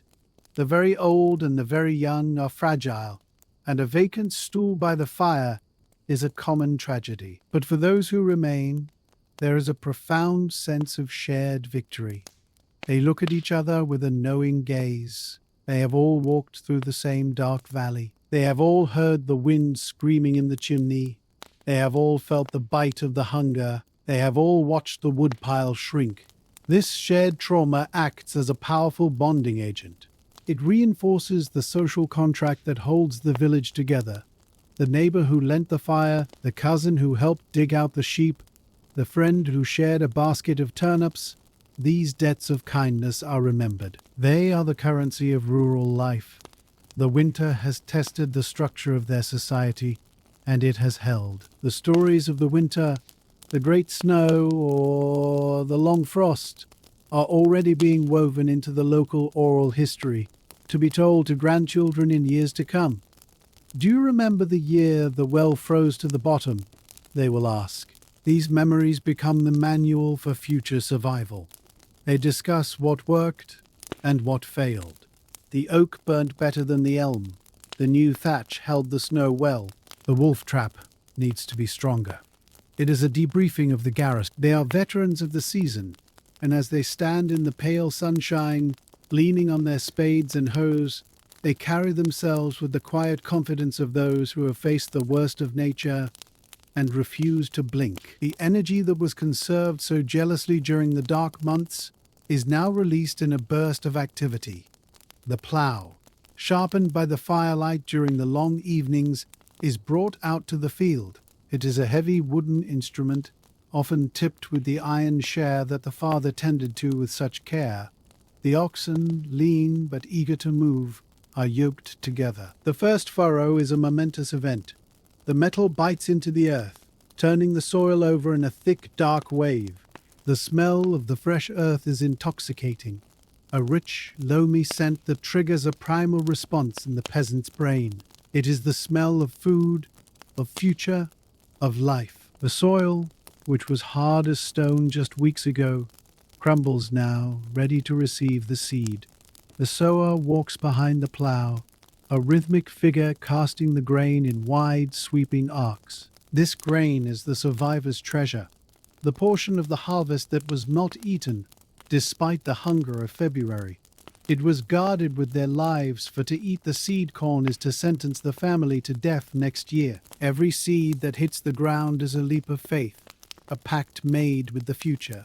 The children run behind, scaring away the crows, their voices ringing clear across the valley. The world has switched from defense to offense. They are no longer hiding from the elements, they are working with them. The sun warms their backs as they work, a gentle heat that feels like a blessing. The long, terrifying nights in the freezing cottage seem like a bad dream, fading in the brilliance of the morning. The cycle has fully turned. The struggle for warmth is replaced by the struggle for growth. a different kind of labor, but one that is filled with the optimism of the rising sap and the lengthening day. As we look back at the cottage, standing quietly in the pale spring sunshine, we realize that the structure itself is a veteran of the war against the cold. It bears the scars of the season. The thatch is slightly disheveled, ruffled by the gales of February, looking like the feathers of a bird that has weathered a storm. The wattle walls show small cracks where the clay contracted in the deep freeze, mapping the intensity of the temperature drops like geological fault lines. The wooden door, bleached by the snow and battered by the wind, hangs heavy on its iron hinges. Yet the house stands. It has performed its function perfectly. It is not an inanimate object. To the family, it is a living member of the clan, a protective shell that held them in its wooden mouth and refused to let them die. The tools, too, have earned their rest or their repurposing. The heavy axe that split the frozen oak, the spinning whirl that danced in the firelight, the iron pot that bubbled with the eternal pottage. These are the artifacts of survival. They are polished by human hands, imbued with the energy of the work that kept the darkness at bay. In the modern world, objects are often disposable, replaced when they break or go out of fashion. But here, an object is a companion. The knife that cut the bread in December is the same knife that will prune the vines in June. There is a profound continuity in the material culture of the peasant. These things survive longer than the winters, longer even than the people who use them. They are passed down from father to son, from mother to daughter, carrying with them the invisible memory of the fires they tended and the cold nights they endured. The cottage is quiet now, breathing the fresh air of spring, but its timbers hold the echo of the winter silence, a reservoir of strength waiting for the wheel to turn once more. This survival is not merely a triumph of engineering or agriculture, it is a triumph of the human spirit. The winter shapes the character of the people who endure it. It teaches them a profound, unshakable patience. In a world of instant gratification, where heat is summoned with a dial and light with a switch, we have forgotten the art of waiting. But the peasant knows that you cannot hurry the sun. You cannot argue with the frost. You must simply endure, holding your ground with a quiet, stoic resolve until the conditions change. This winter mindset creates a deep reservoir of mental toughness. They do not expect life to be easy. They expect it to be cyclical. They find joy not in the absence of struggle, but in the small victories within it. The warmth of a dog, the taste of a stored apple, the safety of a barred door. This perspective lends a richness to the spring that we can scarcely imagine. To someone who has lived in semi-darkness for 3 months, the sun is not just weather, it is a miracle. To someone who has been cold to the bone, the gentle heat of May is a physical ecstasy. The contrast defines the experience. Their capacity for suffering is matched only by their capacity for gratitude. They do not take the warmth for granted because they know with absolute certainty what lies on the other side of the calendar. They are grounded in the physical reality of the earth, connected to the rhythm of the planet in a way that is both brutal and beautiful. They are not fighting nature, they are dancing with it, sometimes leading, sometimes following, but always engaged in the steps of the great slow waltz of survival. The winter has stripped them of the superfluous, leaving only what is essential: the family, the fire, and the will to see the morning. As the sun begins to set on this spring day, casting long golden shadows across the newly ploughed fields, we must widen our gaze. The story of this one winter, in this one cottage, is but a single grain of sand in the hourglass of history. This cycle has played out thousands of times before, and it will play out thousands of times again. The children who slept huddled in the middle of the bed will grow tall. They will weave their own wool, build their own fires, and hold their own children against the cold. The names will change, the kings will rise and fall, and the borders of empires will shift like snowdrifts, but the fundamental reality of the winter remains. The earth will tilt, the northern hemisphere will turn away from the sun, and the frost will return. It is inevitable, and just as inevitably, Humanity will retreat into its wooden arks to wait it out. There is a comfort in this endless repetition. It suggests that life is tenacious, that it has a habit of persisting against the odds. The knowledge of how to survive, how to bank a fire, how to thatch a roof, how to thatch a roof, how to salt the pork, is an unbroken chain that stretches back to the Stone Age and forward into the future. We are the descendants of these survivors. The resilience that allowed them to wake up in a freezing hut in 1348 is encoded in our own DNA. We carry the memory of the cold and the fire within us. As we watch the smoke rise from the chimney one last time, drifting up to join the first stars of the evening, we see it not as a signal of distress, but as a flag of victory. It is the banner of the hearth, proclaiming to the universe that here, in this small, fragile pocket of the dark, the light is still burning, the wheel turns, the seasons shift, and the story continues, written in the language of wood, wool, and warmth. And so, our long journey through the frozen months draws to its close. The village fades into the gentle twilight of history, the figures of the peasants becoming shadows, then memories, then silence. The biting wind has stilled, the snow has melted into the earth, and the fire in the hearth has done its work. You can let go of the cold now. The vigilance of the winter watch is ended. You are safe in your own time, in your own bed, surrounded by the comforts of the present. But the peace of that ancient cottage remains with you. The scent of the wood smoke, the weight of the wool, the steady rhythm of the breathing sleepers, let these sensations wrap around you like a heavy, warm quilt. The world outside may be busy and loud, but here, in the sanctuary of the story, there is only stillness. You have traveled through the darkest night and seen the sunrise. You have witnessed the strength of the human heart and the quiet power of endurance.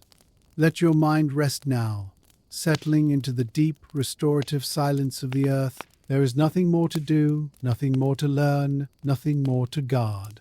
The door is barred, the fire is banked, and the night is yours. Sleep now, drifting on the slow, steady current of time, carried by the voices of the past into the dreamless ocean of rest. The story is finished, but the warmth remains. Good night.